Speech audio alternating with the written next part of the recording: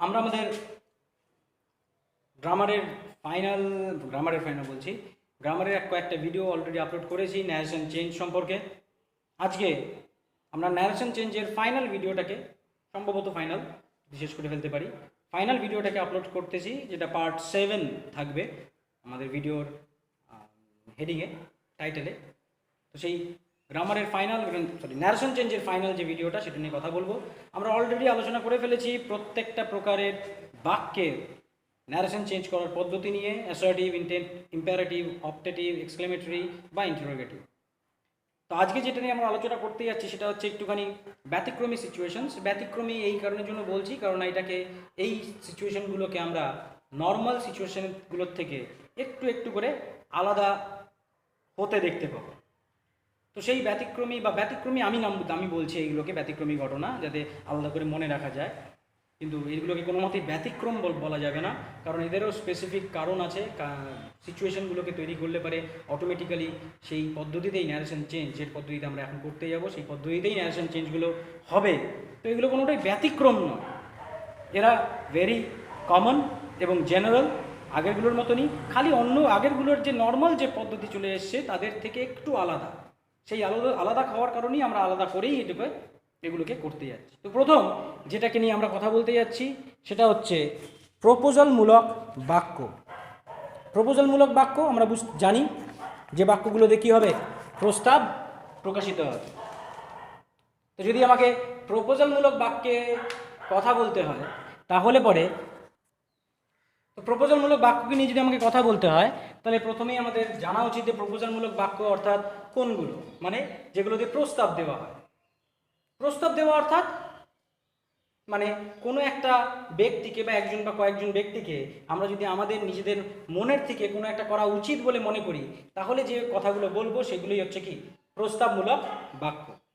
এবং সেরকমই একটা বাক্যের উদাহরণ যদি নিতে হয় তাহলে পরে সেই উদাহরণ নেওয়ার আগে বলে রাখি যে এই প্রস্তাবমূলক বাক্যের যে স্ট্রাকচার, এই স্ট্রাকচারটা অনেকটা বা অন্য বাক্যগুলোর থেকে খানিকটা আলাদা, যেটা জেনারেলি শুরু হয় লেট দিয়ে। ইংলিশের ক্ষেত্রে মানে তোমার এই কাজটা করা উচিত, চলো আমরা এখানে যাই, চলো আমরা সবাই মিলে এই কাজটা করি। এই যে চলো, এই কথাটাকে বর্ণনা করার জন্য আমরা ইংরেজিতে যে স্ট্রাকচার ব্যবহার করি তাতে বাক্যের শুরুতেই লেটের ব্যবহার দেখা যায়। তো লেট দিয়ে যখনই বাক্য দেওয়া থাকবে সেটা কি দাঁড়াবে, লেট। উদাহরণ একটা দেখে নিই, লেট আস গো দেয়ার।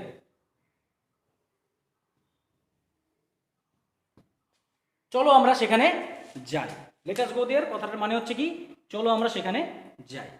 এই যে কথাটা, এই কথাটার মধ্যে দিয়ে বোঝা যাচ্ছে যে আমি কাউকে কিছু করতে বলছি না, আমি কাউকে কিছু করার জন্য আদেশও দিচ্ছি না, আমি কাউকে কিছু করার জন্য অনুরোধও করছি না। আমি শুধুমাত্র কি দিচ্ছি, একটা প্রস্তাব দিচ্ছি, আমার মতামত প্রকাশ করছি, যে মতটাকে যদি চাও তুমি মানতে পারো, আর যদি চাও নাও মানতে পারো। তাহলে এখানে না আমি কাউকে আদেশ করছি, না অনুরোধ করছি, না উপদেশ দিচ্ছি, এখানে আমি এমন একটা কথা বলছি যে কথাটা তুমি করতেও পারো, নাও করতে পারো, আমার মনে হচ্ছে কাজটা করা উচিত, তো সেই কারণে আমি সবাইকে বলছি এই কাজটা করা হোক, ওখানে যাওয়া হোক, চলো আমরা ওখানে যাই। এই যে ধরনের বাক্য, এই বাক্যগুলোকে বলা হচ্ছে প্রস্তাবমূলক বাক্য। কিন্তু আমরা অলরেডি জানি, যেহেতু ন্যারেশন চেঞ্জ করছি, আমি ভিডিও আপলোড করিনি কোনো, কিন্তু নিশ্চয়ই আমরা সবাই জানি যারা ন্যারেশন চেঞ্জটাকে দেখছি, বাক্যের ভয়েস চেঞ্জ কীভাবে করতে হয়। আর বাক্যের ভয়েস চেঞ্জ করার সময় আমরা অলরেডি দেখে এসেছি যে একটা ধরনের বাক্য আছে যে বাক্যটার প্যাসিভ ভয়েসের স্ট্রাকচার দিলে পরে সেটা লেট দিয়ে শুরু করতে হয়। কোন বাক্যটা, ইম্পারেটিভ সেন্টেন্সে আদেশমূলক বাক্য। তাহলে আমরা চিনবো কিভাবে, বুঝবো কিভাবে যে ওটা প্যাসিভ স্ট্রাকচারের বাক্য নাকি আদেশমূলক বাক্য নাকি প্রস্তাবমূলক বাক্য।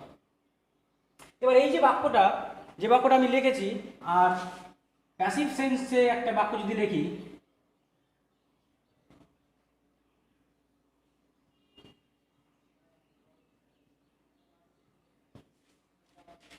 এই দুটো বাক্যের মধ্যে খেয়াল করো, ভার্বের স্ট্রাকচার একটা বিশেষ পার্থক্য দেখা যাচ্ছে। এবং ওই ভার্বের স্ট্রাকচারের মধ্যে যে বিশেষ পার্থক্য আমরা দেখতে পাচ্ছি সেটা হচ্ছে, প্রথম বাক্যটাতে ভার্বটা আছে প্রেজেন্ট ইনডেফিনিট টেন্সের ভার্বের স্ট্রাকচারে, ভার্বের প্রেজেন্ট আকার বসে আছে মেইন ভার্বে। আর দ্বিতীয় বাক্যটাতে যে ভার্বের স্ট্রাকচার দেখতে পাচ্ছি সেটা হচ্ছে মেইন ভার্বের পাস্ট পার্টিসিপল ফর্ম আর তার আগে বি ভার্বের একটা যে কোনো ফর্ম বসে আছে। আর আমরা নিশ্চয়ই জানি যে যে কোনো ক্ষেত্রেই মেইন ভার্বের পাস্ট পার্টিসিপল ফর্মের সঙ্গে যদি বি ভার্বের স্ট্রাকচার যুক্ত অবস্থায় থাকে তাহলে সেই সেন্টেন্সটা প্যাসিভ ভার্ব ভয়েসের স্ট্রাকচার অবশ্যই হতেই হবে। অর্থাৎ প্যাসিভ ভয়েসের যখনই আমি স্ট্রাকচার দেখতে পাবো তাকে আমি জেনারেলি প্যাসিভ স্ট্রাকচারটা লেট দিয়ে শুরু হলে পারে কার অন্তর্গত করি, ইম্পারেটিভ সেন্টেন্সে আদেশমূলক বাক্য করতে পারি। তাহলে এটা দেখে এই ভার্বের স্ট্রাকচার দেখে আমি বুঝে নিতে পারবো যে এটা কি প্রস্তাবমূলক বাক্য নাকি আদেশমূলক বাক্যের প্যাসিভ স্ট্রাকচার। কারণ ভার্বের স্ট্রাকচার যদি অ্যাক্টিভে হয় তাহলে পরে বাক্যটা যদি অ্যাক্টিভে থাকে তাহলে সেটা কি প্রস্তাবমূলক বাক্য, আর যদি প্যাসিভে হয় তাহলে পরে বলা যেতে পারে সেটা আদেশমূলক বাক্য। কিন্তু একটা সমস্যা আছে, সমস্যাটা হচ্ছে অ্যাক্টিভ ভয়েসে যদি বাক্য থাকে তাহলে তো 100% সেটা কি হবে প্রপোজালমূলক সেন্টেন্স 100%, কেননা প্যাসিভ ভয়েস ছাড়া আদেশমূলক বাক্যগুলোতে আমরা লেটের ব্যবহার করি না। তাহলে অ্যাক্টিভ ভয়েসের বাক্য মানে প্রস্তাবমূলক বাক্য, ফাইন। কিন্তু প্যাসিভ ভয়েসের বাক্যকে আমি কি 100% আদেশমূলক বাক্য বলতে পারবো না? পারবো না, কেননা লেট দিয়ে শুরু প্যাসিভ স্ট্রাকচার সেটা যেরকম আদেশের জন্য হতে পারে, আবার এই বাক্যটারও প্যাসিভ স্ট্রাকচার আদেশমূলকও হতে পারে, লেট দিয়ে শুরু হতে পারে। তাহলে লেট দিয়ে যখনই শুরু হবে তখন প্যাসিভ স্ট্রাকচারে বাক্য থাকলে আমাকে একটুখানি যাচাই করে নিতে হবে মিনিং দিয়ে যে সেটা প্রপোজালমূলক বাক্য নাকি আদেশমূলক বাক্য। আর যদি দেখি যে বাক্যটা অ্যাক্টিভ ভয়েসে আছে তাহলে 100% প্রস্তাবমূলক বাক্য। আশা করি আমার কথাটা বোঝা গেছে। তো মিনিংটা ভেরি ইম্পর্টেন্ট খেয়াল রাখার জন্য। তো যাই হোক, আমরা ফিরে আসতেছি আমাদের ন্যারেশন চেঞ্জের কথায়, যে ন্যারেশন চেঞ্জে আমাকে বলা হয়েছে যে এই প্রস্তাবমূলক বাক্যের ন্যারেশন চেঞ্জ আমি করব কিভাবে। তাহলে প্রস্তাবমূলক বাক্য যদি দেওয়া থাকে তাহলে এবার বাক্যটা থাকবে লেট দিয়ে শুরু, এবং সেক্ষেত্রে রিপোর্টিং স্পিচের মধ্যে এই প্রস্তাবমূলক বাক্যটা থাকবে। রিপোর্টিং স্পিচের মধ্যে থাকা মানে এটা ইনভার্টেড কমার মধ্যে হবে, আর এই রিপোর্টিং স্পিচটার বক্তা অর্থাৎ কে কথাটা বলছে সেটা আমাকে আলাদা করে কি করা থাকবে বলে দেওয়া থাকবে। সেই লেট আস গো। তাহলে যখনই আমাকে এই জাতীয় বাক্যকে ন্যারেশন চেঞ্জ করার জন্য দেওয়া হবে তখন আমার করণীয়টা কি করণীয়, কিভাবে ন্যারেশন চেঞ্জ করব, তাতে নতুন কোনো পদ্ধতি নেই, সেটা পুরনো পদ্ধতিতেই চলবে, একটুখানি আলাদা, কিন্তু আলাদার মধ্যে বেশিরভাগটাই একই। কিন্তু তার আগে আমাদের খেয়াল রাখতে হবে আরও একটা বিষয়। সেই বিষয়টা কি, যে যদি আমাকে প্রস্তাবমূলক বাক্য দেওয়া হয় ন্যারেশন চেঞ্জ করাতে, তাহলে এই প্রস্তাবমূলক বাক্যকে আমি কোন ধরনের বাক্যের অন্তর্গত করবো, একটুখানি থিওরিটিক্যাল আইডিয়া অর্থাৎ আমি জানতে হবে বাক্যের ধরন মানেগত দিক দিয়ে 5টাই ধরন আছে, একটা অ্যাসার্টিভ, ইম্পারেটিভ, অপটেটিভ, এক্সক্লেমেটরি আর ইন্টারোগেটিভ। তাহলে এই প্রস্তাবমূলক বাক্যটা কার মধ্যে পড়বে? প্রস্তাবমূলক বাক্যটা পড়বে ইম্পারেটিভ সেন্টেন্সের মতো। যদি ইম্পারেটিভের মধ্যে আলাদা করে বলে দেওয়া থাকে না যে তার মধ্যে প্রস্তাবমূলক বাক্য থাকবে, কারণ এদের ব্যবহারটা খুবই কম, কিন্তু একে আমি রাখবো কার মধ্যে? ইম্পারেটিভের মধ্যে। ওয়াই? কেন? তাহলে কি দোকানে হলো না কেন? তার কারণ এই প্রস্তাবমূলক বাক্যের মধ্যে কিন্তু যে সেন্সটা কাজ করে, যে ধারণাটা কাজ করে, সেই ধারণাটা কিন্তু উপদেশের ধারণা। যেমন বইগুলো পড়ো, মানে আমি বলছি তোমাকে বইগুলো পড়তে, মানে আমি তোমাকে উপদেশ দিচ্ছি, তুমি আমার উপদেশ মানতেও পারো নাও মানতে পারো, দ্যাটস ডিফারেন্ট, কিন্তু আমি তোমাকে উপদেশ দিচ্ছি কারণ আমার মনে হয়েছে যে এই কাজটা করা উচিত, তো সেই কারণে সেটা উপদেশ। আর এই প্রস্তাবের মধ্যেও ঘটনাটা অলমোস্ট সেম, চলো আমরা এই কাজটা করি, অথবা চলো আমাকে এই কাজটা করতে দাও। মানে আমি কথাটাকে উপদেশের মতনই বলছি, কিন্তু পার্থক্যটা কোথায়? উপদেশের ক্ষেত্রে আমি কাজটা করতে বলবো তোমাদের, শুধুমাত্র তোমাদের, আমি নিজেকে উপদেশ দিচ্ছি না।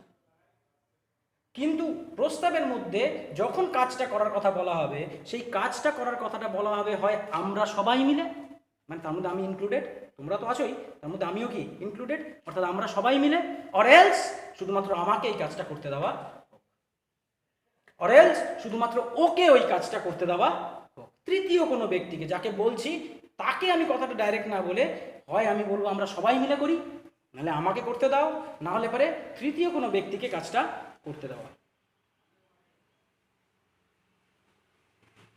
কথাটা বোঝা যাচ্ছে? পার্থক্যটা সামান্য, এবং সেই কারণে যেহেতু এটা উপদেশের মতনই এক ধরনের বাক্য, তাহলে আমরা বলতেই পারি যে এই বাক্যটা ইম্পারেটিভ সেন্টেন্সের মতোই আচরণ করে। তো দেখা যাক এই বাক্যটাতে আমরা ন্যারেশন চেঞ্জটা করব কীভাবে। যখনই আমাকে এই জাতীয় বাক্য দেওয়া হবে এবং দেখতে পাচ্ছি অ্যাক্টিভ ভয়েসের বাক্য এবং লেট দিয়ে শুরু হয়েছে, মানে কি প্রপোজালমূলক বাক্য। আর প্রপোজাল এই ধারণাটাকে প্রকাশ করার জন্য অটোমেটিক্যালি আমাকে রিপোর্টিং ভার্বের জায়গায় কি বসাতে হবে? প্রপোজ কথাটাকে বসাতে হবে। সুতরাং প্রপোজ ভার্ব পাস্ট টেন্সে আছে, তো সুতরাং আমি কি বসাবো? প্রপোজড পাস্ট আকার বসালাম। সম্পূর্ণ বাক্যের বক্তা ছিলাম আমি, এখানেও সম্পূর্ণ বাক্যের বক্তা আমি, তাহলে আমি তাকে সে বলে সম্বোধন করছিলাম, তাহলে এই ক্ষেত্রে আমি কি বলে সম্বোধন করব? সে বলে সম্বোধন করব। তাহলে হি সেইডটা পাল্টে গেল কিসে? হি প্রপোজডে। যেহেতু এটা উপদেশের মতনই এক ধরনের মানে প্রকাশ করে, সেই কারণে উপদেশমূলক বাক্যের ক্ষেত্রে যেরকম পদ্ধতিতে আমরা ন্যারেশন চেঞ্জ করেছিলাম একই পদ্ধতি ফলো করব। আর উপদেশমূলক বাক্যের জেনারেল পদ্ধতি বাদ দিয়ে যে স্পেশাল পদ্ধতিটা আছে সেটাই এখানে প্রযোজ্য হবে। স্পেশাল পদ্ধতি অর্থাৎ দ্যাট ক্লজকে ব্যবহার করে, কারণ সেটাই আসলে উপদেশমূলক বাক্যের ন্যারেশন চেঞ্জ করার জন্য একেবারে পারফেক্ট। কারণ তার মধ্যে উচিত ধারণাটাকে আমরা প্রবেশ করাই শুড মোডালের ব্যবহারের মধ্যে দিয়ে। মনে আছে নিশ্চয়ই? ঠিক একইভাবে আমরা এই বাক্যটাতে উপদেশের ধারণা পাচ্ছি যেহেতু, তাহলে দ্যাট লিঙ্কারকে ব্যবহার করে ক্লজে পরিণত করেই আমরা কি করব? বাক্যটাকে তৈরি করব। এবং একইভাবে উপদেশের ধারণার জন্য, এই উচিত ধারণাটার জন্য এক্ষেত্রেও আমরা কাকে ব্যবহার করব? শুড মোডালকে ব্যবহার করব। আমার কথা বোঝা যায়? তাহলে কি করব? রিপোর্টেড ভার্ব বসানোর পরেই দ্যাট লিঙ্কার বসালাম।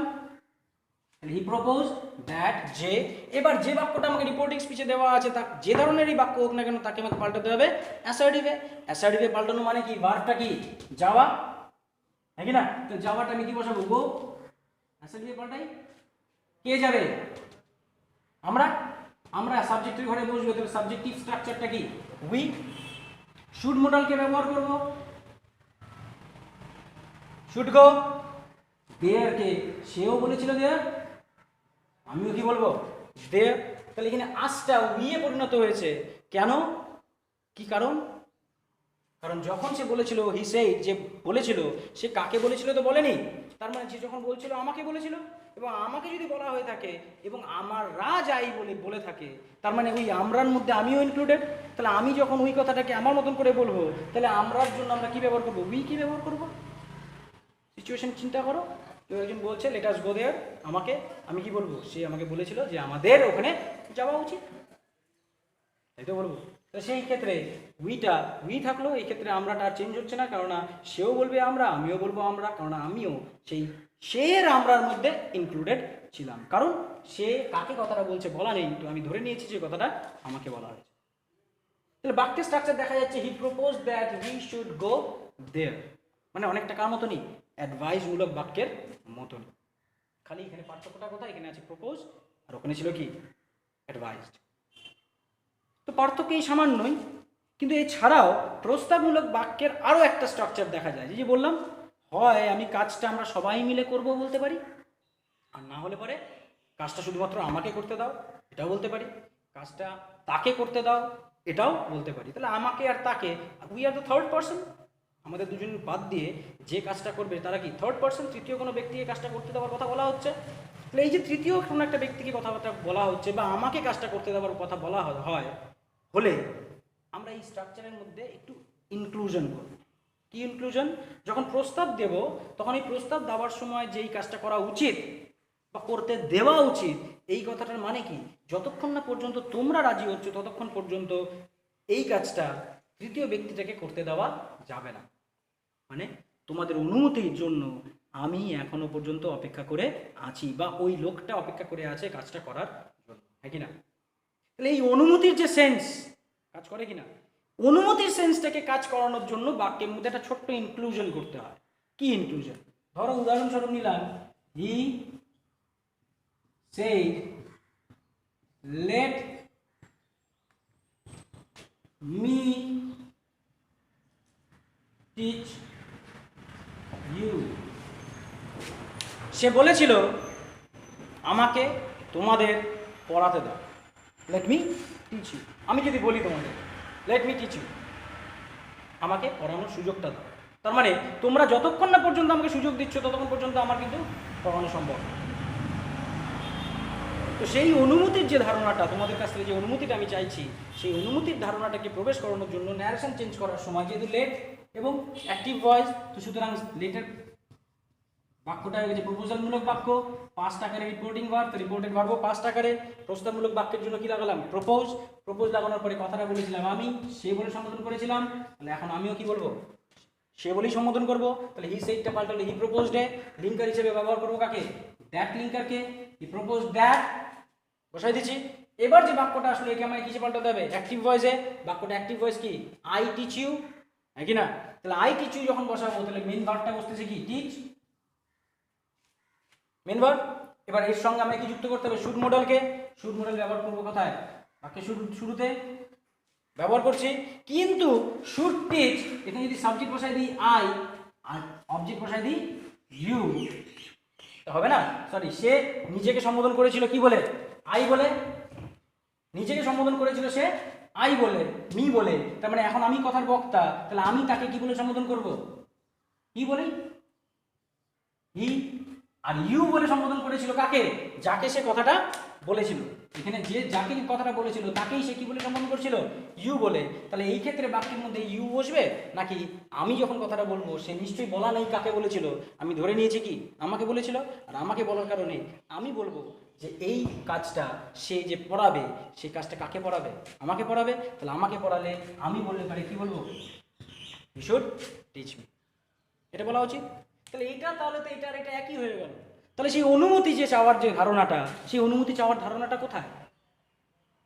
অনুমতি চাওয়ার ধারণার জন্য এই শুড মডাল আর মেন ভার্বের মাঝখানে আমায় কি ব্যবহার করতে হবে? Be allowed to. তাহলে he should be allowed to, তাকে অনুমতি দেওয়া হোক কি করার জন্য? টু টিচ, পড়ানোর জন্য। তাহলে এইখানে আরো একটা এক্সট্রা ভার্বকে ব্যবহার করতে হচ্ছে, অ্যালাউ ভার্বকে, অনুমতির ধারণাটাকে কি করার জন্য? প্রকাশ করার জন্য। আর অ্যালাউ ভার্বটাকে যখন আমি বসাচ্ছি তখন অ্যালাউ ভার্বের কিন্তু অ্যাক্টিভ ভয়েসের বাক্য আমি স্ট্রাকচার দিচ্ছি না, অ্যালাউ ভার্বটার প্যাসিভ স্ট্রাকচার দিচ্ছি। কেন? কারণ অনুমতিটা দেওয়া হবে কাকে? তাকে। দেবে কে? আমি। আমি বলবো পড়াও, ঠিক আছে পড়াও, তো সে আমাকে কি করতে পারে? পড়াতে পারে তার প্রস্তাব অনুযায়ী, হ্যাঁ কি না? তো আমি তাকে অনুমতি দিচ্ছি আর সে কি করতেছে? পড়াবে। তাহলে এখানে তো অলরেডি আমি সাবজেক্ট হিসেবে কি নিয়ে নিয়েছি? সে নিয়ে নিয়েছি, কারণ সে পড়ানোর কাজটা করবে নর্মাল অ্যাসার্টিভ সেন্টেন্সের স্ট্রাকচার অনুযায়ী, আই টিচ ইউ কে স্ট্রাকচার দেওয়ার জন্য। তাহলে সে যেহেতু সামনে বসে আছে আর সে হচ্ছে আমার অ্যালাউ ভার্বের কি হওয়ার কথা? অবজেক্ট। অ্যালাউ ভার্বের অবজেক্ট, তার মানে নিশ্চয়ই অ্যালাউ ভার্বটাকে আমি আর অ্যাক্টিভ সেন্সে রাখতে পারবো না, কারণ অ্যালাউ ভার্বের ক্ষেত্রে সামনে যদি অবজেক্ট বসাতে হয় তাহলে সেই ভার্বের কোন স্ট্রাকচার দিতে হবে? Passive structure. এবার লক্ষ্য করো মেইন ভার্বের পাস্ট পার্টিসিপল আর তার আগে কি বসে আছে? বি ভার্বের একটা আকৃতি। তো ভেঙে যদি আলোচনা করতে চাও তাহলে পরে তুমি এটাকে প্যাসিভ স্ট্রাকচারের বাক্য আর এটা অ্যাক্টিভ স্ট্রাকচারের বাক্য হিসেবে চিন্তা করতে পারো। টিচ অ্যাক্টিভ ভার্ব স্ট্রাকচারে, কেন অ্যাক্টিভ? কারণ টিচের সাবজেক্টকে সে তো তার সামনেই বসে আছে। অ্যাক্টিভ স্ট্রাকচারে সাবজেক্ট আগে থাকে, প্যাসিভ স্ট্রাকচারে অবজেক্ট আগে থাকে। তাহলে অ্যালাউ ভার্বের অবজেক্ট হি আর টিচ ভার্বের সাবজেক্ট হি। তাহলে একটার সাবজেক্ট আর একটার অবজেক্ট একসঙ্গে কিভাবে করব? তাহলে ভার্বের স্ট্রাকচার পাল্টে দিই, একটা প্যাসিভ ভয়েসের স্ট্রাকচার দিই, একটা অ্যাক্টিভ ভয়েসের স্ট্রাকচার দিই। আর যেহেতু এটাও একটা মেন ভার্ব এটাও একটা মেন ভার্ব, তো দুটো ফাইনাইট ভার্ব একসাথে বুঝতে পারবে না। তাহলে আমি কি করব? তাহলে একটাকে ফাইনাইট রাখি, এটাকে এখন ফাইনাইট রাখা আছে, আর বাদ বাকি যেটা থাকলো টু টিচ, এইটার সাথে এটাকে অ্যাড করে দিয়ে এটা কিসে পরিণত হয়েছে? টু প্লাস ভার্বের অরিজিনাল ফর্ম, মনে আছে নিশ্চয়ই। আর যেটাকে আমরা কি নামে চিনি? যেটাকে আমরা নাম চিনি ইনফিনিটিভ। আর সেটা কোন ভার্বের আকার? সেটা ইনফাইনাইট ভার্বের আকার। কালিটা শেষ হয়ে গেছে এই পেনটা, আমি অন্য কোনো কালি ইউজ করতে চাচ্ছি না এইটার মধ্যে, যদি অসুবিধা হতে পারে। সেই জন্য যদি খুব অসুবিধা হয় দেখতে তাহলে জানিও, আমি আরও একবার এটাকে রিপিট করে নিতে পারবো। কিন্তু এই মুহূর্তে আমরা আশা করি দেখতে পাবো। যদি দেখতে নাও পাই তাহলে পজ করে একটু আগে জুম করে নিয়ে দেখার চেষ্টা করো, অসুবিধা হবে না। কি লেখা আছে? টু প্লাস ভার্বের অরিজিনাল ফর্ম, তারপরে আছে ইনফিনিটিভ, তারপরে লেখা আছে ইনফাইনাইট ভার্ব। অর্থাৎ আমরা এখানে টু প্লাস ভার্বের অরিজিনাল ফর্ম দেওয়ার সাথে সাথে সেটা ইনফাইনাইট ভার্বের স্ট্রাকচারে পরিণত করেছি। কোন ইনফাইনাইট ভার্বের স্ট্রাকচার? সেটা হচ্ছে ইনফিনিটিভ স্ট্রাকচারটা দিয়েছি। ইনফিনিটিভ কোন ভার্বের স্ট্রাকচার? ইনফাইনাইট ভার্বের স্ট্রাকচার। তাহলে আমার কাছে দু ধরনের প্রপোজালমূলক বাক্য থাকতে পারে। একটা হচ্ছে যেখানে আমরা সবাই মিলে কাজটা করব, আরেকটা জায়গা যেখানে আমাকে বা অন্য কোনো ব্যক্তিকে কাজটা করার অনুমতি দেওয়া হোক, এই জাতীয় প্রস্তাব প্রকাশ্যে আসবে। যদি বলা হয় সবাই মিলে করি, তাহলে তো ভেরি সিম্পল, অ্যাজ অ্যাডভাইস, উপদেশমূলক বাক্যের মতনই আমরা যাতে শুড মডেলকে ব্যবহার করবো বাক্যের মধ্যে, দ্যাট ক্লিঙ্কার ব্যবহার করে খালি রিপোর্টেড ভার্বের জায়গায় কী বসাবো, প্রপোজ, অ্যাডভাইসের পরিবর্তে। কিন্তু যদি কোনো একজন তৃতীয় ব্যক্তিকে কাজটা করার কথা বলা হয়, তাহলে সেই ক্ষেত্রে আমাকে অ্যাডভাইসের মতন করে স্ট্রাকচার দিয়ে তারপরে বাক্যের মধ্যে be allowed to, should or teach, অর্থাৎ মেইন ভার্বের মাঝখানে বি অ্যালাউড টু, এই প্যাসিভ স্ট্রাকচারটাকে অবশ্যই ব্যবহার করতে হবে। যদি খুব ভেঙে ভেঙে সম্পূর্ণটা মনে নাও রাখতে চাও বা নাও পারো, তাহলে মনে রাখবে এই বি অ্যালাউড টু অথবা বি পারমিটেড টু, যে কোনো একটা, বি পারমিটেড টু বা বি অ্যালাউড টু, দুটো ক্ষেত্রেই অনুমতি মানেটা প্রকাশিত হয়। পারমিট মানেও অনুমতি, অ্যালাউ মানেও অনুমতি। তাহলে এই গেল আমাদের প্রপোজালমূলক বাক্যের ন্যারেশন চেঞ্জ করার পদ্ধতি, যেটাকে আমরা ইম্পারেটিভ সেন্টেন্সের মতনই এক ধরনের বাক্য হিসেবে পরিগণিত করব, কিন্তু তাকে ইম্পারেটিভ সেন্টেন্সের মধ্যে পুরোপুরি কী করবো না, প্রবেশ করাবো না। কারণ ইম্পারেটিভ সেন্টেন্স মানে তিন ধরনের ধারণা, একটা আদেশ, একটা উপদেশ আর একটা অনুরোধ। আর এই বাক্যটা কেন ইম্পারেটিভের মধ্যে যেতে পারে, কারণ এটার মধ্যে উপদেশের একটা ধারণা আমরা কি করতে পারতেছি, লক্ষ্য করতে পারছি। আশা করি আমার কথাটা আমি বুঝাতে পারলাম, না বুঝতে পারলে কমেন্ট করো। আমরা নেক্সট পার্টে যাচ্ছি। নেক্সট পার্টটা কি, আশা করি জিনিসটা দেখা গেছে, আমি বুঝতে পারি। নেক্সট পার্ট হচ্ছে, অর্থাৎ সেকেন্ড, এটা হচ্ছে 1 নম্বর, এটা হচ্ছে ফার্স্ট। এবার যাচ্ছি আমরা 2 নম্বরে। 2 নম্বর অর্থাৎ সেকেন্ড যে ব্যতিক্রমী ঘটনা, মানে অন্য আর 5টা রুলসের সাথে একদম ম্যাচ করে না এরকম একটা সিচুয়েশন, সেটা কখন, সেটা হচ্ছে যদি দেখো রিপোর্টিং স্পিচের মধ্যে চিরন্তন সত্য দেওয়া আছে। চিরন্তন সত্য অর্থাৎ ইউনিভার্সাল ট্রুথ। ধরো তুমি দেখলে রিপোর্টিং স্পিচের মধ্যে কি দেওয়া আছে, ইউনিভার্সাল ট্রুথ অথবা চিরন্তন সত্য দেওয়া আছে। তাহলে পরে রিপোর্টিং ভার্বটা যে টেন্সেই থাকুক না কেন,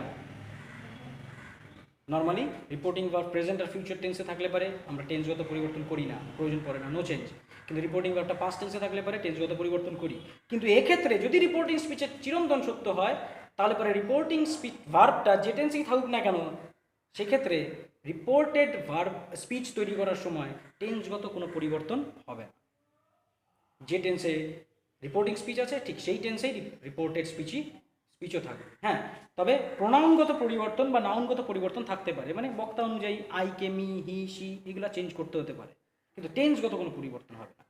উদাহরণস্বরূপ, he said oil floats on water। সে বলেছিল, বলে না, বলেছিল, পাস্ট টেন্সে আছে রিপোর্টিং ভার্ব।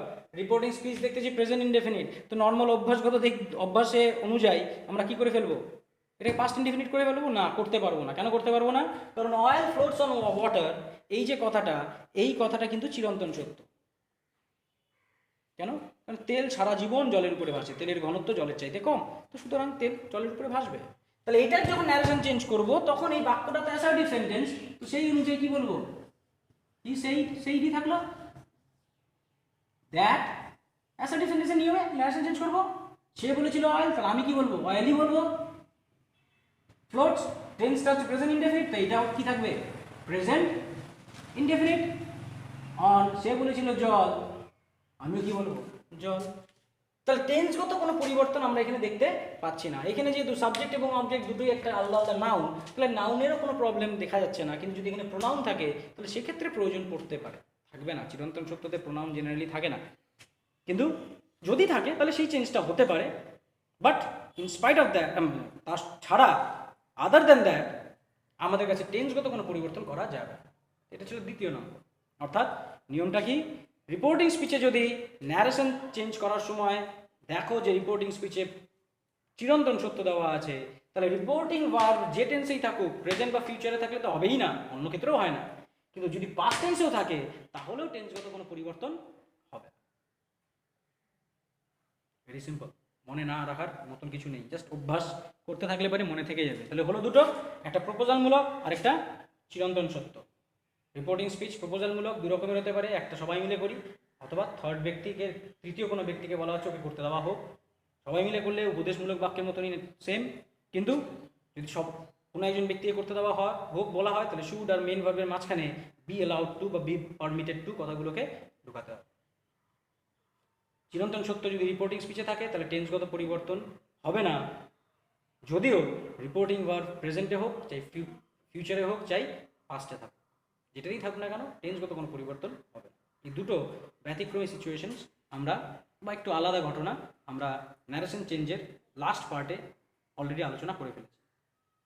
এবার চলে আসতেছি 3 নম্বরে, আশা করি কথাটা বোঝা গেছে।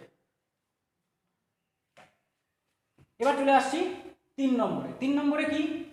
3 নম্বরটাতে আমরা কিছু শব্দ দেখে নেব, যে শব্দগুলোকে আমাদের চেঞ্জ করতে হয়। মানে রিপোর্টিং স্পিচে এক রকমের থাকলে পারে, রিপোর্টেড স্পিচে আরেক রকমের থাকতে হয়। এবার সেই শব্দগুলো আমি লিখতে পারি, লিখলে পরে অকারণে ভিডিওটা অনেক লম্বা হয়ে যাবে, তো দরকার নেই। আমার কাছে লেখা আছে, যেটা রেডিমেড আছে সেটা আমি তোমাদের সামনে নিয়ে আসতেছি, তোমরা স্ক্রিনশট নিয়ে পরবর্তীতে লিখে রাখতে পারো, বা যে কোনো গ্রামার বইতেও পেয়ে যাবে। দেখো,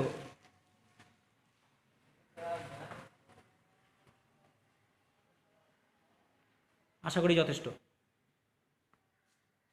দেখো এই লেখাটার মধ্যে লেখা আছে, একটা আছে কাম, রিপোর্টিং স্পিচে যদি কাম থাকে তাহলে রিপোর্টেড স্পিচে চলে যাবে, সেটা পরিণত হবে কিসে? গোতে। রিপোর্টিং স্পিচে দিস থাকলে রিপোর্টেড স্পিচ লেখার সময় হবে দ্যাট, দিস থাকলে দোজ, টুডে থাকলে দ্যাট ডে, ইয়েস্টারডে থাকলে দ্য প্রিভিয়াস ডে বা দ্য ডে বিফোর, টুমরো থাকলে দ্য নেক্সট ডে বা দ্য ডে আফটার। এরকম করে অনেক কটা লিস্ট দেওয়া আছে, এখানে 13টা দেওয়া আছে, তার মানে এই না যে 13টাই হয়, আরও থাকতে পারে। আমি এটা খুব বেশি গুরুত্ব দিই না, কারণ আমরা এই লেখাগুলোকে লিখে দিলাম বা এই শব্দগুলোকে লিখে দিলাম এটা জানিয়ে দেওয়ার জন্য যে কিছু কিছু শব্দের মধ্যে চেঞ্জেস আসে, কিন্তু সেটা যেটা রিপোর্টিং স্পিচে থাকে সেটা রিপোর্টেড স্পিচে লেখা যাওয়ার সময় চেঞ্জ হয়। কিন্তু তাই বলে রিপোর্টিং স্পিচে যদি গো থাকে তাহলে পরে কিন্তু কাম হবে না, রিপোর্টেড স্পিচে খালি কাম থাকলে রিপোর্টিং স্পিচে সেটা হবে কিসে? গোতে পরিণত হবে, উল্টোটা হবে। হ্যাঁ, রিপোর্টেড স্পিচের মধ্যে গো আছে, তাহলে রিপোর্টিং স্পিচ লেখার সময় কাম হলো, দ্যাট মে হ্যাপেন, সেটা করা যাবে। কিন্তু রিপোর্টিং স্পিচে এই গো আছে, তাহলে রিপোর্টেড স্পিচে যাই কাম করবো না, হবে না। রিপোর্টিং স্পিচে কাম থাকবে, তাহলেই রিপোর্টেড স্পিচে যাই কী হবে? গো হবে। কিন্তু এই যে কথাটাগুলো, এই কথাটা কিন্তু সব ক্ষেত্রে প্রযোজ্য নয়, এটা ডিপেন্ড করে সিচুয়েশনের উপর। মানে আমি বললাম, ধরো আজকে আমি এই যে জায়গাটা দাঁড়িয়ে থেকে তোমাদের এই ভিডিওটা করতেছি, সেখানে দাঁড়িয়ে থেকে রাম নামক কাউকে বললাম, রাম কালকে এখানে আসিস, বলতেই পারি, ফাইন, কালকে এখানে আসিস। এবার রাম এখান থেকে বাড়ি গেল, বাড়িতে যাওয়ার পর নিজে বাড়ি গেল, বাড়িতে গিয়ে তার সাথে শ্যামের দেখা। শ্যাম তাকে বলল যে, কি বললেন স্যার? রাম তাকে জানালো যে স্যার বলেছিলেন, অনেকক্ষণ আগে বলেছিলাম, তো স্যার বলেছিলেন আগামীকাল ওখানে যেতে। এখানে আসিস তো বলবো না, কারণ সে এখন দাঁড়িয়ে আছে কোথায়? বাড়িতে। তো সে যদি বলে স্যার বলেছিলেন আগামীকাল এখানে আসিস, তার মানে রামের বাড়িতে আসতে বলছিলাম আমি, নাকি এখানে আসতে বলেছিলাম? এখানে। কিন্তু এখন যেহেতু রাম এই মুহূর্তে নিজের বাড়িতে দাঁড়িয়ে আছে, এখানে নেই, সেই কারণে সে শ্যামকে কি জানালো? সে শ্যামকে জানালো স্যার বলেছিলেন ওখানে যেতে। এবার সিচুয়েশনটা একটু চেঞ্জ করলাম, তাহলে অটোমেটিকলি আমাদের এই নিয়ম অনুযায়ী চেঞ্জ হয়ে গেছে। আসিসটা যাওয়াতে পরিণত হয়েছে, এখানেটা হিয়ারটা দেয়ারে পরিণত হয়ে গেছে, হয়েছে। কিন্তু সিচুয়েশন চেঞ্জ করে দিই। সিচুয়েশনটা কীরকম? আবার একই কথা বললাম, এখানে দাঁড়িয়ে থেকে রামকে বললাম রাম এখানে আসিস। এবার এই বলে আমি এখান থেকে চলে গেলাম। আমার চলে যাওয়ার পরে বেশ কিছুক্ষণ পরে, ঘন্টাখানেক দেড়েক দুয়েক পরে, শ্যাম এখানে এসে উপস্থিত। শ্যাম এসেই বললো আমার তো আসতে দেরি হয়ে গেল, স্যার কি বললেন? রাম তাকে কি উত্তরে বলবে? আগামীকাল ওখানে যেতে নাকি এখানে আসতে? তো বলবে এখানে আসিস, তাই তো বলবে। স্যার বলেছেন আগামীকাল এখানে আসতে, তাই তো থাকবে। তাহলে এখানেটা এখানেই থাকলো, আশাটা আশাই থাকলো। তাহলে কাম সবসময় গতে পাল্টায় না, সিচুয়েশনের উপর ডিপেন্ড করে। যদি আমার স্থানটা পরিবর্তন হয়ে যায় কথা বলার সময় বা শোনার সময়, যেখানে শুনেছিলাম সেই জায়গায় না থেকে অন্য কোনো জায়গায় গিয়ে কথাটা বলছি, তাহলে পরে কামটা গো হবে। কিন্তু সিচুয়েশন যদি চেঞ্জ না হয়, অর্থাৎ আমার জায়গাটা যদি একই থেকে যায়, তাহলে কামটা কামই থাকবে, হিয়ারটা হিয়ারই থাকবে। কথাটা আশা করি বোঝাতে পেরেছি। তো এই কথাটা, এই উদাহরণটা দেওয়ার উদ্দেশ্যটা একটাই, যে এই 3 নম্বর পয়েন্টে আমরা যে চেঞ্জেসগুলো লিখে দিয়েছি, এই চেঞ্জটাকে নিয়ম করে মুখস্থ করে না করে, দেখা মাত্রই অন্ধের মতন কামটাকে গু করে না দিয়ে, দেয়ারটাকে হিয়ারটাকে দেয়ার না করে দিয়ে, একটু চিন্তা করো, ভাবো যে আমার সিচুয়েশনটা কি, সেই সিচুয়েশনের উপরে বাক্যটার কীভাবে পরিবর্তনটা হয়। তাহলে যেখানে প্রয়োজন পড়বে সেখানে হয়ে যাবে, আর যেখানে প্রয়োজন পড়বে না সেখানে করবো না। খালি জেনে রাখার জন্য তোমাকে এই উদাহরণগুলোকে দেওয়া হয়েছে, মুখস্থ করার জন্য দেওয়া হয়। 3 নম্বরও গেল। 4th, এখন যে দুটো ব্যতিক্রমী সিচুয়েশনের কথা আমি বলতে যাচ্ছি, ব্যতিক্রমী সিচুয়েশন অর্থাৎ একটু অন্যরকমের ঘটনার কথা বলতে যাচ্ছি, সেটা ইজ ভেরি ইম্পর্টেন্ট। যেরকম প্রথমটা ছিল ইম্পর্টেন্ট, দ্বিতীয়টা ইম্পর্টেন্ট, তৃতীয়টাকে খুব গুরুত্ব দেওয়ার কথা বলিনি। ইম্পর্টেন্ট কেন? কারণ নিয়মের মতন করে মুখস্থ না করার জন্য বলা হয়েছে। 4thটা ইজ ভেরি ইম্পর্টেন্ট, যেটা আমাদের পরীক্ষায় প্রায় আসতে পারে। সেটা কি? সেটা হচ্ছে, আমরা এখনো পর্যন্ত রিপোর্টিং স্পিচের মধ্যে যে বাক্যগুলোকে করে এসেছি, তাতে আমাদের কাছে বাক্যের সংখ্যা কটা ছিল? যতগুলো রিপোর্টিং স্পিচ করছি সেখানে বাক্য ছিল একটা। কিন্তু যদি আমাকে 2টো বা 3টা বাক্যযুক্ত রিপোর্টিং স্পিচ দেওয়া থাকে, থাকতেই পারে। সে একবারে 2টো কথা বললো, 3টা কথা বললো, 4টা কথা বললো, বলতেই পারে। আমি তোমাদের বলতেছি, তোমার নাম কি, বাড়ি কোথায়, বাবার নাম কি, এখানে কি করণে এসেছো? আরে একসঙ্গে 4টা বাক্য বললাম, তোমার নাম কি, তোমার বাড়ি কোথায়, তোমার বাবার নাম কি, তুমি এখানে কি করতে এসেছো। তুমি একবার এই 4টা প্রশ্নে কি দিবে? উত্তর দেবে। আমি একবার 4টা কথা বলছি, 4টা প্রশ্ন করছি, তো 4টাই কি রিপোর্টিং স্পিচ? হতেই পারে এরকম সিচুয়েশন। অর্থাৎ যদি আমাকে সমজাতীয় বা যদি আমাকে একাধিক বাক্যকে রিপোর্টিং স্পিচের মধ্যে দেওয়া থাকে, তাহলে পরে আমরা কিভাবে তার ন্যারেশন চেঞ্জ করবো, আমরা সেটাকে নিয়ে আজকে এখন কথা বলতে যাচ্ছি। এবার একাধিক বাক্য যদি রিপোর্টিং স্পিচের মধ্যে থাকে, তাহলে সেই ক্ষেত্রে আমরা দুটো সিচুয়েশন দেখতে পাই। পরিস্থিতি কি? পরিস্থিতি এক, যদি 2টো বাক্য, আমি 2টোতে বলতেছি, 3টাও হতে পারে, 4টাও হতে পারে, যতগুলো খুশি ততগুলোতে প্র্যাকটিস করো। 2টোতে বোঝাতে সুবিধা হবে, কাজ করতে সুবিধা হবে, সেই জন্য 2টো উদাহরণ নিচ্ছি, 2টো দিয়ে উদাহরণ নিচ্ছি।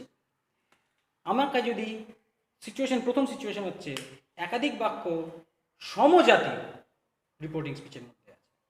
সমজাতীয় অর্থে আমি কি বুঝাচ্ছি? মানে হয় সেটা যদি অ্যাসার্টিভ হয় তো দুটোই অ্যাসার্টিভ, যদি ইম্পারেটিভ হয় তো দুটোই ইম্পারেটিভ খালি না, যদি আদেশমূলক হয় তো দুটোই আদেশমূলক, উপদেশমূলক হয় তো দুটোই উপদেশমূলক, অনুরোধমূলক হয় তো দুটোই অনুরোধমূলক। মানে হুবহু একই রকমের, একই জাতীয় ভাব। অপটেটিভের ক্ষেত্রে যদি ইচ্ছামূলক হয় তো দুটোই ইচ্ছামূলক, যদি প্রার্থনামূলক হয় তো দুটোই প্রার্থনামূলক, যদি দুটো প্রস্তাবমূলক হয় তো দুটোই প্রস্তাবমূলক, যদি দুটো প্রশ্নবোধক হয় তো দুটোই প্রশ্নবোধক। যেমন আমি উদাহরণটা দিলাম 4টা প্রশ্নবোধক বাক্য, তো সমজাতীয় বাক্য। যদি দুটো এক্সক্লেমেটরি সেন্টেন্স হয় তো দুটোই বিস্ময় সূচক বাক্য। যদি সমজাতীয় বাক্য হয়, খালি ইম্পারেটিভ হলে হবে না, কিন্তু আদেশমূলক একটা, উপদেশমূলক একটা, তাহলে হবে না, আলাদা হয়ে গেল, তো সমজাতীয় থাকলো না। আদেশমূলকের সাথে আদেশমূলক, উপদেশের সাথে উপদেশ, অনুরোধের সাথে অনুরোধ, ইচ্ছার সাথে ইচ্ছা, প্রার্থনার সাথে প্রার্থনা। যদি সমজাতীয় হয় তাহলে আমি বাক্যটাকে কিভাবে ন্যারেশন চেঞ্জ করব? উদাহরণ নিই, বললো he said, comma, who are you,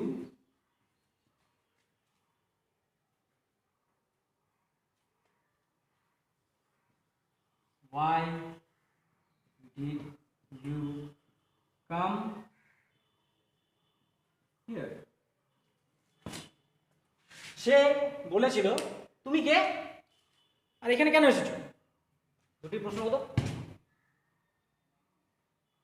কিন্তু দুটোই প্রশ্নবোধক হলেও কিন্তু না, দুটো প্রশ্নবোধক হওয়ার কারণে এই দুটোই রিপোর্টিং স্পিচের মধ্যে সমজাতীয় বাক্য দেখতে পাচ্ছি। এবার এই সমজাতীয় বাক্য হওয়ার ফলে তোমার কাজটা কি, নিয়মটা কি?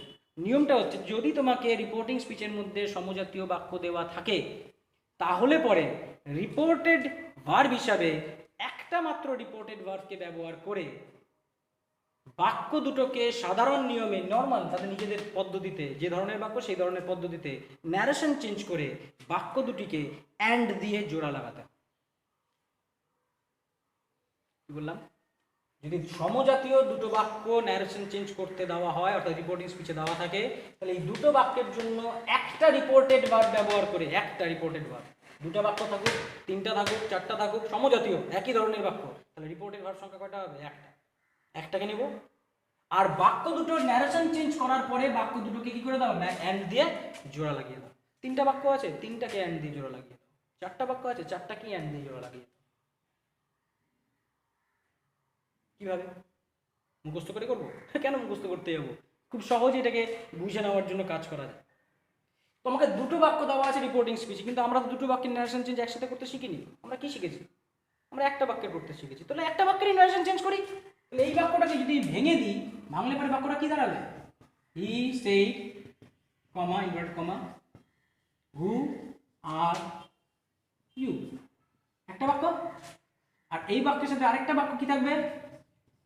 হি said comma inverted comma why did you come here? দুটো বাক্য, একই বাক্য না? হ্যাঁ, এই ক্ষেত্রে একসাথে বলা আছে, এই ক্ষেত্রে আলাদা আলাদা করে বলে দেওয়া আছে। বাক্য দুটো একই তো, কাজ তো একই সলভ করবে। হয় আমাকে বলবে সে বললো তুমি কে, কেন এসেছো, অথবা কি বলতে পারে তুমি কে, আমি উত্তর দিলাম, তাই বললো এখানে কেন এসেছো, তার উত্তর দিলাম, আলাদা আলাদা করে বললাম। সলভ তো একই করতেছে কাজ। তাহলে এই বাক্যটা আমি ন্যারেশন চেঞ্জ করতে পারি, করি। ন্যারেশন চেঞ্জ করলে পরে আমি কি দেখতে পাচ্ছি? রিপোর্টিং স্পিচের মধ্যে প্রশ্নবোধক বাক্য, প্রশ্নবোধক বাক্যের জন্য রিপোর্টেড ভার্বের জায়গায় কি লাগাবো? আস্ক। ভার্বকে ব্যবহার করলাম, রিপোর্টিং ভার্বটা আছে পাস্ট টেন্সে, তাহলে রিপোর্টেড ভার্বের কোন আকার বসে? পাস্ট আকার। সম্পূর্ণ বাক্যের বক্তা ছিলাম আমি তাকে সে বলে সম্বোধন করেছি, তাহলে এখনো তাকে বলে সে বলেই সম্বোধন করব। প্রশ্নবোধক বাক্যটা WH ওয়ার্ড দিয়ে করা প্রশ্ন, তো WH ওয়ার্ডটাকে কি ধরবো? লিঙ্কার হিসেবে ধরবো, হু। এবার যে বাক্যটা দেওয়া আছে সেটাতে আমাকে কি বসাতে হবে? অ্যাসার্টিভ সেন্টেন্সে পাল্টাতে হবে। এই বাক্যটার মধ্যে এটা হচ্ছে আমার সাবজেক্ট, এটা আমার ভার্ব, এটা আমার কি অবজেক্ট, হ্যাঁ কি না? বলতে পারি না পারিনি? বুঝি না ছেড়ে দাও। এই বাক্যের মধ্যে তাকিয়ে আমাদের কাছে আমরা যখন প্রশ্নবোধক বাক্যের স্ট্রাকচার নিয়ে কথা বলবো তখন সেটা নিয়ে কথা বলবো। আমরা জানি প্রশ্নবোধক বাক্য তৈরি করার জন্য আমরা কি ব্যবহার করি?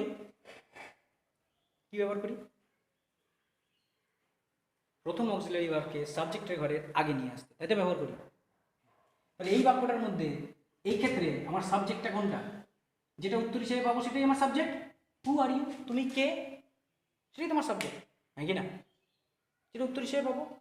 তুমি কে, কে দিয়ে প্রশ্ন করলে আমি কি পাবো? সাবজেক্ট পাবো। তাহলে অর্থাৎ সাবজেক্টটা আমার উত্তরের মধ্যে আছে, আর যেটা উত্তরে পাবো সেটাই আবার কোন লোকটাকে চিহ্নিত করবে? ইউকে চিহ্নিত করবে। তাহলে এই বাক্যের মধ্যে ইউটাই সাবজেক্ট হিসেবে কি করতেছে? সার্ভ করতেছে। আর দেখতে পাচ্ছি এই যে অক্সিলারি, এই যে ভার্বটা বি ভার্বটা, যেটা আমরা জানি আবার অক্সিলারি ভার্ব ছাড়াও বি ভার্ব এমন একটা ভার্ব যে কিনা বাক্যের মধ্যে মেন ভার্ব হিসেবে বসে থাকলেও সেই সাবজেক্টের ঘরে কি হয়? আগে চলে আসে প্রশ্নবোধক বাক্য তৈরি করার জন্য। আগের একটা ভিডিওতে আমরা আলোচনা অলরেডি করে আসছিলাম ইন্টারোগেটিভ সেন্টেন্স করার সময়। যদি ভুলে গিয়ে থাকো সেটাকে একবার দেখে নিতে পারো। তাহলে সেই অনুযায়ী আমি দেখতে পাচ্ছি সাবজেক্টের ঘরের আগে কি চলে আসছে? বি ভার্বটা চলে আসছে। তাহলে এখন আমাকে এটা কি করতে হবে? চেঞ্জ করতে হবে। এবার যদি চেঞ্জ করতে চাই বাক্যটা কি দাঁড়াবে? ইউ আর থাকবে, হ্যাঁ কি না? টেন্সগত পরিবর্তন করব। রিপোর্টিং ভার্ব আছে পাস্ট টেন্সে, রিপোর্টিং স্পিচ আছে প্রেজেন্ট ইনডেফিনিট, তাহলে এটা কোন হবে? Past indefinite. তাহলে এটা কি হবে? আটটা ওয়্যারে পরিণত হওয়ার কথা। পাস্ট আকার বসালাম, বসানোর পরে দেখলাম এখানে যখন কথাটা বলছিল সম্পূর্ণ কথাটার বক্তা ছিলাম আমি, তাহলে হু ইউ আর, সে বলেছিল তুমি কে, তার মানে তুমিটা কাকে বলছিল? আমাকেই বলছিল, কারণ বলে দেওয়া নেই কাকে কথাটা বলা হচ্ছে। এবার আমি যখন কথাটা বলবো আমি নিশ্চয়ই আমাকে তুমি বলে সম্বোধন করবো না, কি বলে সম্বোধন করবো? আই বলে সম্বোধন করবো। তাহলে আইটা কি হবে? এখানে বসবে। আর আই বসার কারণে এখানে আর ওয়্যার থাকবে না, সেটা কিছু পরিণত হয়ে যাবে। সেটা পরিণত হবে। বুঝি না একটু চিন্তা করলে বুঝতে পারবে। আমি আর এটাকে রিপিট করলাম না, কারণ অলরেডি ইন্টারোগেটিভ সেন্টেন্সে ন্যারেশন চেঞ্জ আমরা করে এসেছি। তাহলে আমার বাক্যটা প্রথম বাক্যের অ্যান্সারটা আমরা তৈরি করে ফেলেছি। কি তৈরি করছি? He asked who I was. কোন বাক্যে narration change? He said who are you. এবার পরের বাক্যে ন্যারেশন চেঞ্জ করি। বাক্য ন্যারেশন চেঞ্জ করলে কি দাঁড়াবে? হি আস্কড, আশা করি ভালোই প্র্যাকটিস করা হয়ে গেছে এতদিনে। WH ওয়ার্ডটা ওয়াই থাকবে। রিপোর্টিং ভার্ব আছে পাস্ট টেন্সে, রিপোর্টিং স্পিচ আছে পাস্ট ইনডেফিনিটে, ডিড কাম পাস্ট দেখতে পাচ্ছি, তার মানে পাস্ট পারফেক্টে হ্যাভ কাম হবে, হ্যাঁ কি না? বুঝি না বুঝে গেছি। রিপোর্টিং ভার্বটা প্রথম অক্সিলারি সাবজেক্টের ঘরে কি বসেছিল? আগে বসেছিল। এখন সাবজেক্টের ঘরে পরে নিয়ে যাব। এখন প্রথম অক্সিলারিকে হ্যাড, এটা হ্যাড হওয়ার কারণে এখানে আমার ইউটা কোথায় আসবে, আগে আসবে। এবার সে যখন বলেছিল, সে কাকে বলেছিল বলা নেই, নিশ্চয়ই আমাকে বলেছিল, আমাকে সে ইউ বলে সম্বোধন করছে, সম্পূর্ণ বাক্যের বক্তাকে আমি, তাহলে আমি হলে পরে আমি নিজেকে কি বলে সম্বোধন করবো, আই বলে, তাহলে আই হ্যাড কাম থাকবে। কিন্তু এখন যদি জায়গা স্থান চেঞ্জ হয়ে গিয়ে থাকে তাহলে সেক্ষেত্রে জেনারেলি আমরা কামটাকে কিসে পাল্টাই, গোতে পাল্টাই, গোতে পাল্টালাম। হিয়ারটাকে সে বলেছিল যখন, তখন বলেছিল এখানে, এবার আমি তো অন্য জায়গায় গিয়ে কথাটা বলতে পারি, সেখানে বললে পারে কথাটা কি বলবো সেখানে, তাহলে হিয়ারটা পাল্টে গেল দুটায়। দেয়ারে এখনই যেটা আলোচনা করছি, এখানে কেউ যদি কামও বসায় তাহলে ভয়ঙ্কর কিছু ভুল না, তাকে কেটে দেওয়া যাবে না। এখানে কেউ যদি হিয়ারটাকে হিয়ারই রাখে তাহলেও কেটে দিতে পারবে না, কাটা যাবে না, 100% কারেক্ট। কিন্তু সেক্ষেত্রে আমাকে অনেক কী দিতে হবে, ব্যাখ্যা দিতে হবে যে আমার সিচুয়েশনটা এরকম, আমি এটা করেছিলাম, আমার জায়গার কোনো চেঞ্জ হয়নি, ইত্যাদি ইত্যাদি। ইন জেনারেল যখন কথাটা বলা হয়, সে অনেকদিন আগে বলেছিল, তো আমি অনেকদিন পরে বলছি, স্বাভাবিকভাবে আমার জায়গাটা কী হয়ে যাবে, চেঞ্জ হয়ে যাবে, সেই কারণে কামটাকে কিসে পাল্টালাম, বলতে হেডটাকে কিসে পাল্টালাম। এটা আশা করি বোঝা গেছে। তো বাক্যটা দাঁড়ালো, he asked why I had, sorry হ্যাডের পরে কি গো বসবে নাকি গান বসবে, আই হ্যাড গান দেয়ার। তাহলে he said why did you come here, আমি পাল্টালাম কিসে, he asked why I had gone there, past perfect tense, main ভার্বের পাস্ট পার্টিসিপল ফর্ম। তখন কামটা কাম দেখে লিখেছিলাম, কামের পাস্ট পার্টিসিপল ফর্ম। এবার কাম দেখে গোতে চেঞ্জ করতে গিয়ে কামটাকে গোতে পাল্টে দিয়েছিলাম, কিন্তু হবে কি পাস্ট পার্টিসিপল ফর্ম, তো সুতরাং গান। তো সুতরাং বাক্যের দ্বারা হলো he asked why I had gone there. আশা করি এইটুকু বুঝতে কারোর কোনো অসুবিধা নেই। তাহলে আমাকে দেওয়া হয়েছিল একটা বাক্য, আমি বাক্যটাকে দুটো বাক্যে পাল্টালাম, পাল্টে নিয়ে দুটো বাক্যকে আলাদা আলাদা করে কী করলাম, ন্যারেশন চেঞ্জ করলাম, যেটা আমি করে এসেছি বা শিখে এসেছি। কিন্তু আমার তো দুটো, একটা বাক্যের আনসার দুটো হতে পারে না, তাহলে আমাকে কী করতে হবে, বাক্য দুটোকে জোড়া লাগাতে হবে। আর জোড়া লাগালে পরে আমি কী দিয়ে জোড়া লাগাবো, কনজাংশন দিয়ে। দুটো যেহেতু সমজাতীয়, দুটোই প্রশ্ন, তার মানে নিশ্চয়ই আমি কী দিয়ে জোড়া লাগাবো, অ্যান্ড দিয়ে। কিন্তু দুটো আলাদা বাক্য হতো বার্ড লাগাতাম, ধারণা যদি বিপরীত ধর্মী ধারণা হতো তাহলে বার্ড লাগাতাম। কিন্তু এখানে একই ধরনের কথা জিজ্ঞেস করেছিল, দুটোই পরপর জিজ্ঞেস করেছিল, তাহলে অ্যান্ড দিয়ে জোড়া লাগাবো। তাহলে এই দুটোর মধ্যে এবার আমি কী করবো, অ্যান্ড দিয়ে জোড়া লাগাবো।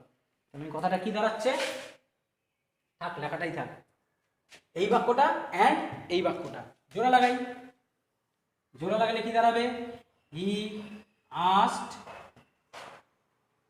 হু আই ওয়াজ অ্যান্ড, বড় করে লিখলাম আলাদা করে চেনার জন্য, দেখতে পাওয়ার জন্য, বাক্য দুটো জোড়া লাগাইছি যে he asked why I had gone, বুঝি নিশ্চয়ই, এই বাক্যটা প্লাস এই বাক্যটা প্লাস, অর্থাৎ ইংরেজিতে অ্যান্ড দিয়ে জোড়া লাগাবো। এবার অ্যান্ড দিয়ে জোড়া লাগালে পরে আমি দেখতে পাচ্ছি বাক্যটা বিশাল লম্বা হয়ে গেছে, কিন্তু এই বাক্যটাকে ছোট করে একটা রাস্তা আছে আমার কাছে। কি রাস্তা, অঙ্কে আমরা যখন দুটো বস্তুকে জোড়া লাগাই, এই দুটোর মধ্যে যে জিনিসটা কমন থাকে, কমনটাকে কি করে নিই, বাইরে বার করে নিই না, 2a plus 8b equal to কত লিখি, এই সব দুটার মধ্যে থেকে 2কে কমন নেওয়া যাচ্ছে, তাহলে a প্লাস 4b লিখি। ঠিক একই রকমভাবে ইংলিশেও যদি আমি এখানে কমন নিতে চাই তাহলে কমন নিতে পারবো, দেখো পারবো, কিন্তু কীভাবে বলো তো, হি আস্কড এই দুটা কি হয়ে গেছে, কমন হয়ে গেছে, একই রকমের হয়ে গেছে। তাহলে এই দুটোকে কি করে নিতে পারি, কমন নিয়ে নিতে পারি। বাক্যটা কি দাঁড়াবে, হি, আর কতবার লিখবো, আচ্ছা দেখি, আস্কড হু আই ওয়াজ, তারপরে কি বসে আছে অ্যান্ড, এটা তো কমন নিয়ে নিচ্ছি আমি, তাহলে এটা আর লিখবো না, এটা এখানে আছে। পরেরটা কি হয়ে যাবে, Y I had gone there. বাক্যটা হলো he asked who I was and why I had gone there. দেখো কিছুক্ষণ আগে লেখাটা শুরু করার আগে যে নিয়মটার কথা বলেছিলাম, সেই নিয়মটা কিন্তু এখানে প্রযোজ্য হয়ে গেছে। কীভাবে প্রযোজ্য হয়েছে, যদি রিপোর্টিং স্পিচের মধ্যে দুটো একই জাতীয় বাক্য দেওয়া থাকে তাহলে পরে এই বাক্যে ন্যারেশন চেঞ্জ করার সময় একটা মাত্র রিপোর্টেড ভার্ব ব্যবহার করব। রিপোর্টেড ভার্ব কটা ব্যবহৃত হয়েছে, একটা। এবং বাক্য দুটোর ন্যারেশন চেঞ্জ করার পরে বাক্য দুটোকে অ্যান্ড দিয়ে জোড়া লাগাবো। অ্যান্ড দিয়ে বলে দিলাম, এর জায়গায় অন্য কোনো কনজাংশন দিয়ে জোড়া লাগাতে পারো, দেন, ফার্দার, নেক্সট, ফার্দার এগেইন ইত্যাদি বিভিন্ন কনজাংশন দিয়ে তুমি জোড়া লাগাতে পারো। কমন যে কনজাংশন সেটারই কথা বলা থাকলো, সেটা হচ্ছে অ্যান্ড। কথাটা বোঝা যায়? তাহলে নিয়মটাকে মুখস্থ করার ব্যাপার নেই, we can derive the rule. কিভাবে আমরা যেভাবে শিখছিলাম, দুটো আলাদা আলাদা বাক্য করলাম, ন্যারেশন চেঞ্জ করলাম, দেখলাম অটোমেটিক্যালি রিপোর্টিং ভার্বটার জায়গায় রিপোর্টেড ভার্ব দুটো কি হয়ে গেছে, একই হয়ে গেছে। হতেই হবে, একই ধরনের বাক্য তো একই ধরনের রিপোর্টেড ভার্ব, তাহলে আলাদা করে আর দুটো রিপোর্টেড ভার্ব কেন লিখতে যাবো, আমি একবারে রিপোর্টেড ভার্ব লিখবো। আশা করি কথাটা বোঝা গেল। এটা ছিল আমাদের ফোর্থ ব্যতিক্রম। ব্যতিক্রম কেন? কারণ একসাথে দুটো বাক্যকে আমরা ন্যারেশন চেঞ্জ এখনো পর্যন্ত করিনি, এই প্রথম। কিন্তু তার মধ্যে দুটো সিচুয়েশনের মধ্যে একটা সিচুয়েশন করলাম যেখানে সমজাতীয় বাক্যকে দেখতে পাচ্ছি। তাহলে সমজাতীয় বাক্য যদি থাকে তাহলে পরে একটা মাত্র রিপোর্টেড ভার্ব। কিন্তু এরকম তো কোনো কথা নেই যে আমাকে সবসময় একই ধরনের কথা বলা হবে, এই তুমি কে, তুমি এখানে কেন এসেছো, সবসময় আমাকে প্রশ্ন করলে খালি প্রশ্নই করবে, তা তো হতে পারে না। বলতেই পারে যে তুমি কে, তারপরে বললো তোমার এখানে আসা উচিত হয়নি। প্রথমটা ছিল কি প্রশ্ন, তারপরে এটা কি উপদেশ, অ্যাডভাইসমূলক বাক্য। তাহলে দুটো কি বিপরীত ধর্মী বা ভিন্ন ধর্মী বাক্য, মানে একটা প্রশ্নবোধক আর একটা অ্যাসার্টিভ, একটা অ্যাসার্টিভ আর একটা ইম্পারেটিভ, একটা ইম্পারেটিভ একটা অপটেটিভ, বিভিন্ন ধরনের বাক্য থাকতে পারে। যদি সেই ধরনের বাক্য থাকে তাহলে কি করব, আমি আমার কাজটাকে কমানোর জন্য ফিফথ আলোচনাটা করার জন্য, অর্থাৎ যদি রিপোর্টিং স্পিচে ভিন্ন ধর্মী বাক্য থাকে তাহলে তার ন্যারেশন চেঞ্জ কীভাবে করব সেটা আলোচনা করার জন্য কাজটাকে কমিয়ে, ভিডিও লেন্থটাকে কমিয়ে আমি খালি লাস্টের বাক্যটাকে চেঞ্জ করে দিচ্ছি। প্রথম বাক্যটা একই থাকলো, হু আর ইউ থাকলো, লাস্টের বাক্যটা কি করব, লাস্টের বাক্যটা বললাম হু are you don't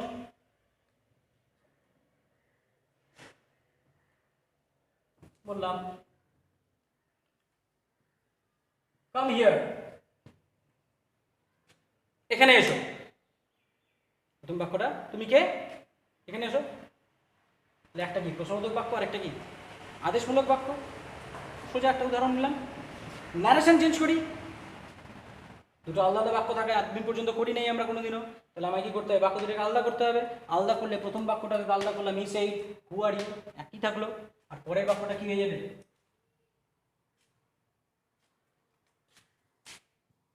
come here, এটা হবে। এই বাক্যটা যদি এরকম হয় তাহলে পরে ন্যারেশন চেঞ্জ করবো কিরকম ভাবে, আদেশমূলক বাক্য আছে তাহলে কি আর আস থাকবে না, থাকবে না, তাহলে আমার কি হয়ে যাবে, অর্ডার হয়ে যাবে। অর্ডার হলে পরে বাক্যটাতে রিপোর্টেড ভার্ব বসালাম অর্ডার, 5 টাকার বসে আছে তো অর্ডার, আমি বলেছিলাম সেই তাকে সে বলে সম্বোধন করেছিলাম, এখন আমি বলতেছি তাহলে তাকে কি বলে সম্বোধন করবো, সে বলে সম্বোধন করবো, করলাম, তাহলে হি সেইড হলো কিসে, হি অর্ডার্ড। এরপর তারপরে বাক্যটাকে ন্যারেশন চেঞ্জ আমি নর্মাল নিয়মে কিভাবে করবো, ইনফিনিটিভ ব্যবহার করবো, তাহলে টু কামটা কিসে পাল্টে দেবো, গোতে, জেনারেলি কিসে পাল্টে যায় গোতে, হিয়ারটা কিসে পাল্টায় দেয়ারে, নর্মাল নিয়ম অনুযায়ী। তো সুতরাং he said come here, narration change হলে পরে দাঁড়াবে হি অর্ডার্ড টু গো দেয়ার, হয়ে গেছে। এবার আমাকে দেওয়া হয়েছিল একটা বাক্য, আমি বের করলাম কয়টা অ্যান্সার, দুটো অ্যান্সার, হতে পারে না, তাহলে বাক্যগুলোকে কী দিয়ে জোড়া লাগাবো, অ্যান্ড দিয়ে জোড়া লাগাবো, কমন অ্যান্ড, নাহলে নেক্সট, নাহলে ফার্দার, ফার্দার এগেইন ইত্যাদি বিভিন্ন কিছু জোড়া লাগাবো। যদি জোড়া লাগাই তাহলে এবারে বাক্যটা কি থাকবে, আগেরটাতে তো হি আস্কড আছে, কিন্তু এখানে কি হয়ে যাবে, আস্ক হবে না হি অর্ডার্ড হবে, আমি যা বের করছি তাই হবে। তাহলে হি আস্কটা কিসে পাল্টে গেল, হি অর্ডার্ড টু গো দেয়ার, তাহলে হি অর্ডারে পরিণত হয়ে গেছে। এবার বাক্যটাকে দেখতেছি আবার একই রকম ভাবে বিশাল লম্বা হয়ে গেছে, তাহলে আমি কি করতে পারি, কমন নিতে পারি অঙ্কের মতন করে। কমন যদি নিতে যাই তাহলে আমি দেখতে পাচ্ছি তাহলে এখানে আছে হি আস্কড, এখানে আছে হি অর্ডার, প্লে আগেরটাতে হি আস্কড ছিল, কিন্তু এখন তো হি আস্কড আর এটা কি হয়ে গেছে হি অর্ডার, তার মানে এখানে আর অর্ডারটাকে আমি কমন নিতে পারছি না, আস্কটাকে কমন নিতে পারছি না, শুধুমাত্র কাকে কমন নিতে পারছি, হিকে কমন নিতে পারছি। রিপোর্টেড ভার্ব কটা থাকলো, আলাদা থাকলো কি না, তাহলে এটার জন্য হি আস্কডই থাকলো, আর তারপরে অ্যান্ড জোড়া লাগালাম, হি কমন নিয়ে নিচ্ছি, হি শুধুমাত্র কমন নিলাম, আর অর্ডারটা তাহলে কমন নিতে পারিনি, তাহলে অর্ডার টু গো দেয়ার। তাহলে এই ক্ষেত্রে যদি আলাদা ধরনের বাক্য দেওয়া থাকে তাহলে সেই ক্ষেত্রে আমাদের নিয়মটা কি, যদি ভিন্ন ধরনের দুটো বাক্য বা তিনটে বাক্য বা তার চাইতে বেশি সংখ্যক বাক্য রিপোর্টিং স্পিচে দেওয়া থাকে তাহলে ন্যারেশন চেঞ্জ করার সময় বাক্যগুলির জন্য যতগুলো বাক্য আছে তাদের প্রত্যেকের জন্য আলাদা আলাদা রিপোর্টেড ভার্বকে ব্যবহার করতে হবে। ভিন্ন ধরনের বাক্য দেওয়া থাকলে স্বাভাবিক কমন আমি নিতে পারবো না, কারণ এক একটা বাক্যের জন্য এক এক রকমের কী দিয়ে আমরা রিপোর্টেড ভার্বকে ব্যবহার করি। তাহলে ভিন্ন ভিন্ন বাক্যের জন্য ভিন্ন ভিন্ন রিপোর্টেড ভার্বকে ব্যবহার করতে হবে এবং তারপরে বাক্যগুলোর ন্যারেশন চেঞ্জ করে বাক্যগুলোকে অ্যান্ড দিয়ে বা ফার্দার দিয়ে বা নেক্সট দিয়ে বা অন্য কোনো কিছু দিয়ে জোড়া লাগিয়ে দিতে হবে। আমার এখানে দুটো বাক্য ছিল, আমি অ্যান্ড লাগিয়েছি। তিনটা বাক্য থাকলে পরে এটা একটার জন্য অ্যান্ড লাগাতাম, তারপর একটার জন্য নেক্সট লাগাতাম। চারটা বাক্য থাকলে পরে একটার জন্য অ্যান্ড, একটার জন্য নেক্সট, আরেকটার জন্য এগেইন লাগাতাম, তারপর একটার জন্য ফার্দার নেক্সট লাগাতাম, ফার্দার এগেইন লাগাতাম। বাক্যগুলো অটোমেটিকলি কী হতে থাকতো? জোড়া লাগতে থাকতো। কিন্তু যতবার জোড়া লাগাবো ততবার আলাদা আলাদা কিনতে হবে, রিপোর্টেড ভার্ব ব্যবহার করতে হবে। কারণ প্রত্যেকটা বাক্যে রিপোর্টেড ভার্ব কী হবে? আলাদা আলাদা হবে, কারণ এই বাক্যগুলো প্রত্যেকটাই ভিন্ন জাতি। কথাটা বোঝা গেছে নিশ্চয়ই? যদি এখানে এমন কোনো বাক্য দেওয়া থাকতো যে একটা আছে প্রশ্নবোধক আর দুটো হচ্ছে আদেশমূলক, তাহলে দুটো আদেশের মূলকের জন্য অর্ডার লাগা রাখতাম দুটোর জন্য, আর একটার জন্য কি রাখতাম? আস্ক রাখতাম। এই দুটো আদেশমূলকের জন্য তো আর আলাদা আলাদা দুবার অর্ডার লেখার দরকার নেই, একটা অর্ডার দিয়ে দুটো বাক্যকে জোড়া লাগাতে পারতাম অ্যান্ড দিয়ে। আর এটার জন্য প্রশ্নবোধকের জন্য কি লাগবো? আস্ক। মানে মোট কথা, তোমাকে যদি দুটো বাক্য দেওয়া হয়, তিনটা বাক্য দেওয়া হয়, চারটা বাক্য দেওয়া হয়, প্রত্যেকটা আলাদা আলাদা ন্যারেশন চেঞ্জ বার করো, তারপরে প্রত্যেকটা বাক্যকে অ্যান্ড দিয়ে বা বিভিন্ন ধরনের কনজাংশন দিয়ে জোড়া লাগাও। প্রত্যেকটাকে যদি তুমি অ্যান্ড দিয়ে জোড়া লাগাও তাহলেও কি ভুল? না, ভুল না, শুনতে খারাপ লাগবে, বারবার and and and and and and, ভালো লাগবে না।